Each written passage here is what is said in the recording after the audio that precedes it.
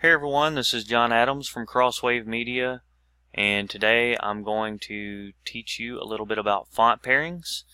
I'm going to teach you about the different types of fonts, a couple of tips on how you can find some good pairing ideas, and then some of the things that I do to pair fonts, and you can use these to improve your designs or to add a little twist to your designs or what have you. So I hope you find this guide helpful. And if you like the guide, please like this video, subscribe, share it, comment below. Let me know if you have any questions. Let me know, give me feedback. Okay, so let's go ahead and get started. So I'm going to start off by going over the different types of fonts. Now there are tons.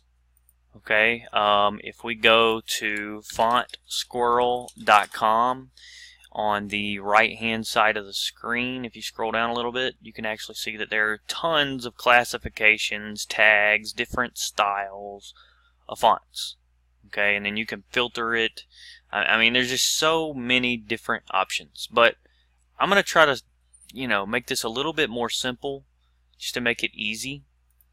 Alright, and we're going to go over basically the 5 main fonts that there are. Okay. And when you're really dealing with font pairings, you're really only concerned with these top 4.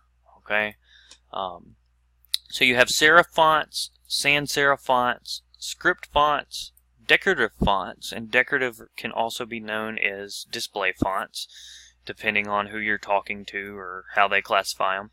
And then you have symbols or dings, like this is wingdings. And then there's web dings, and there's other dings, and these dings and those dings. But you can find some cool things in there that you can use as well. But, honestly, I don't use them much. But they're still there, so I wanted to talk about them. Alright? So, with that said, basically, with serif fonts, okay, serif fonts, you have the shape, the S shape here. But then on the end, let me get a different color. Green. So on the ends of the S, you have these little lines. That is way too big. Let's try this. You have this little edge right here on the end of the S, and the other one right here. Okay, and then like for the R, you have this little tail here and this little tail here. Alright. What makes that different from a sans serif font is if you look at the S's here, they don't have this thing here. Okay, and on the R, as you can see, it doesn't have this tail, and it doesn't have the tail here. Okay, so that's what makes those two different, and that's the classification there. Next up, you have a script font, and a script font is generally something that's handwritten, and it can also be a cursive font. So anything handwritten or cursive, really.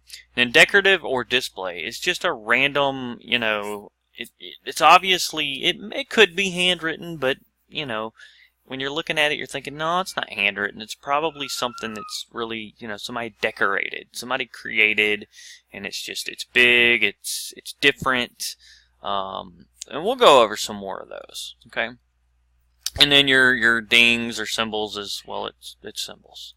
So, yeah, so that's the basics as far as, the basic 4 types, plus 1 bonus down here, of fonts. Now, let's go back over here to Font Squirrel. Now, if you're not familiar with Font Squirrel, it's 100% free for commercial use fonts. So this is a great website you can use to find some really cool fonts. Okay, so let's go ahead and take a look at some display fonts. Okay, as you can see, they're bold. Some are decorative. Some have different styles to them. Like this is really great here. This is, somebody didn't handwrite that. They decorated those. So that is pretty awesome. Okay. And let's take a look at, okay, they're called dingbats. I call them dings, but let's see what happened. Where did they go? Okay, so this would be considered a dingbat right here. I don't know why some of these are tagged as dingbat, because these are obviously not. This is a dingbat, these little symbols. Okay, again, I call them dings, but they're technically, I guess, called dingbats. So these are dings. dingbats.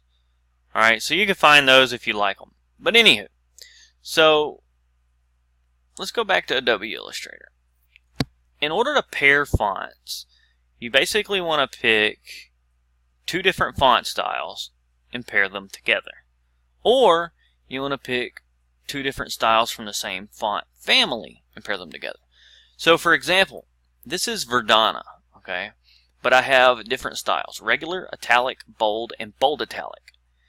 So Verdana is considered the font family. Verdana regular is considered a specific font. Verdana italic is considered a specific font. Verdana bold is considered a specific font. So on and so forth. Okay? So, let's go ahead and slide these guys over here out of the way. Alright. I'm working with Verdana here, and I'm going to duplicate this. Alright, and I'm going to make one of them bold. Okay? So I have one that's bold, and I have one that's regular. And you can use those, and you can pair those together. So, life is great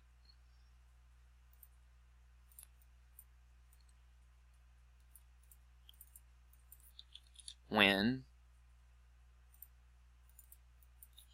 eating. Okay? So those kind of pair nicely together. And they're from the same family. One's just regular and one's bold. You could take it another notch and you could do italic if you wanted to. Okay? One of the things that I like to do, though, is I like to use two different font families.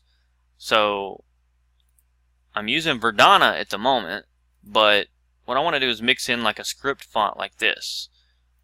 Now, this is called Sago Script. Now, a lot of these I'm using are not for commercial use. So, you know, do your due diligence and research these before you use them. Get a license. I'm just demonstrating here. I'm not selling these or, you know, using these for a commercial purpose. Just, you know, basically explaining how this works. So I choose two different font families. Now this actually looks a lot cooler to me. It looks like it pairs very well because you've got two different font families. One script and then one sans serif bold font. So those go together very well. Alright. Let's see, what else could we maybe throw in? So this is decorative. We could probably do script and decorative. Alright. I mean, that looks pretty cool. It's not my favorite touch, but somebody else might like it. You might like it. Okay. Another thing that you could do is this up here that says Font Pairings 101. I'm using Babus New Regular. That's actually a free for commercial use font. Alright, so I believe, let me double check. Okay, so you have Babus, Babus Kai, Babus New. Okay, so yes, that's a free for commercial use font. And so actually what I'm going to do is I'm going to change this to Babus New Regular. Change this to Babus New Regular. And I love this font. And I encourage you to use it as well if you'd like to. So we change it to 99.89. Alright. And you kind of have the letters kind of sitting on top with it. Okay. So you can have stuff sit on top like this. And then all you have to do is get you a line.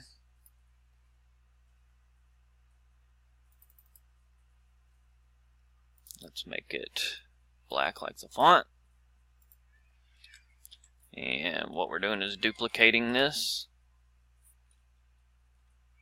Alright. And just grab you a star. Put you a star here in the middle. Bam. And you got you a nice cool little design. So, you know, that's pretty amazing. Alright, again, very simple. Alright, I'm going to go back over it with you really quick on a recap. You have a script font, and then you have a sans serif font, and basically what you're doing is you're just combining two different font types, and or two different fonts in the same family. So again, I don't know if this has a, okay, so this one has a bold version. Again, this is the same font. One is regular, one is bold. Life is wonderful. Okay, some people might like that. It just depends on what you want to pair. Now, for some more advanced techniques, go over here to Pinterest and look for some ideas. So I go to Pinterest and I search for font pairings, and I found this one. Okay, and as you can see here, we have sans serif with script underneath. Here you've got a tall and skinny, which is a good example I didn't use earlier. Over here with a pretty thick script. Okay, mix bold all caps with a sassy lowercase. So you can find all kind of cool stuff. And you can go back over here to Pinterest and you can get tons of ideas. Alright, so this is basically a 101. It's mostly aesthetics. There's no rule that says you have to use a certain font with another certain font. I mean, you can go on Pinterest and you can get ideas. For example, I believe if you pick here, okay, so this is Wisdom Script with Quicksand. Okay, Pacifico, I know that is a commercial free font. I'm not sure about the one down here below. But you can get ideas for some of these, and you can replace them. So like if you know a font that kind of looks like this that is commercial free, you could pair it with Pacifico to get that effect. Alright, and same with any others. But check out Font Squirrel for your fonts. Okay, there's tons of fonts on Font Squirrel that are 100% free for commercial use. Alright, use Pinterest as a guide. There's images everywhere. Or you can use Google. Alright. And then ultimately just bring it in here into Illustrator or Photoshop or whatever program you want and play with the different pairings. And when you come up with a good pairing, save it somewhere so you can come back to it later. You could make you a little chart or a little book that you can look at later. So like if you like these fonts paired, you could sit here and go, this is called, so go script, and this is called Babus New. Okay, and you could put regular or whatever. But so then you could take this and you could put it on its own document or something, and you could save it or share it just like that, and that way you can come back to it later. But that's basically the font pairings 101. Again, it's very basic. It's a very simple process. Just remember the 4 types that I taught you in the beginning with the one little bonus, which I don't use often, but you can.